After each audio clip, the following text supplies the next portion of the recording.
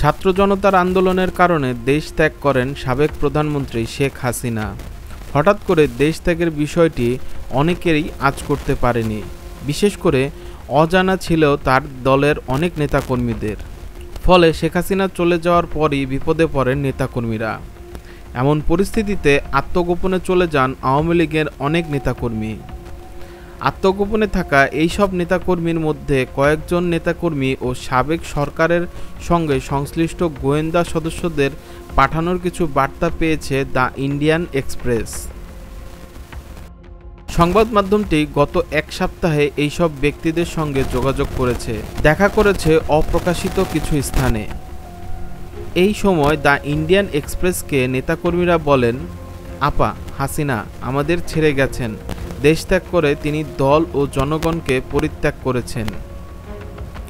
আওয়ামী লীগের এক নেতা বলেন, দুর্নীতি, চাঁদাবাজি, নির্যাতন, পুলিশের নিষ্ঠুরতায় জনগণের মধ্যে যে ক্ষোভের সৃষ্টি হয়েছে তা আমরা বুঝেছিলাম। বিএনপিকে নির্বাচনী তরিতে ওঠানো গেলে সেই ক্ষোভ হয়তো থামানো যেত, তাতে আমরা আবার জিততে পারতাম এবং দল ক্ষমতায় থাকত।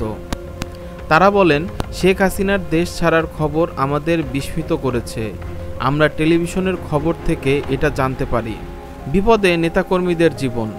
শেখ হাসিনার চলে যাওয়ার ঘটনা আওয়ামী লীগের নেতাকর্মীদের জীবন বিপদের মধ্যে ফেলেছে। বিক্ষোভকারী বিএনপি ও জামাতে ইসলামী কর্মী ও সুযোগ সন্ধানীরা আওয়ামী লীগের নেতাদের বাড়ির ঘরবাড়ি, ব্যবসা প্রতিষ্ঠান ও দলীয় কার্যালয়গুলো নিশানা বানান। করা হয় অগ্নিসংযোগ, লুট, চালানো হয় ভাঙচুর। যে চার নেতা শেখ হাসিনাকে ডুবিয়েছে।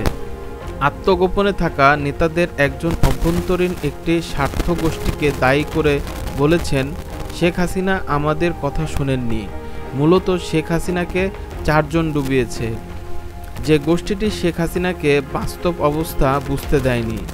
এই চার নেতা হলেন শেখ হাসিনার ছেলে সজীব ওয়াজেদ জয়, বিনিয়োগ উপদেষ্টা সালমান এফ রহমান, আওয়ামী লীগের সাধারণ সম্পাদক ওবায়দুল কাদের এবং সাবেক স্বরাষ্ট্রমন্ত্রী আসাদুজ্জামান খান। আওয়ামী লীগের এই নেতা বলেন, চারজনের এই দল হাসিনা পতনের নেতৃত্ব দিয়েছে। এই ব্যক্তিদের উপর ছিল হাসিনার অন্ধবিশ্বাস। তার যে সহজাত রাজনৈতিক জ্ঞান ছিল তা তাদের কারণেই হারিয়েছে।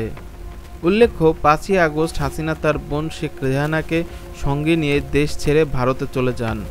শেখ হাসিনার ছেলে সজীব ওয়াজেদ জয় বর্তমানে যুক্তরাষ্ট্র ও মেয়ে সাইমা ওয়াজেদ ভারতে রয়েছেন। ভিডিওটি ভালো লাগলে লাইক, কমেন্ট, শেয়ার এবং সাবস্ক্রাইব করতে ভুলবেন না।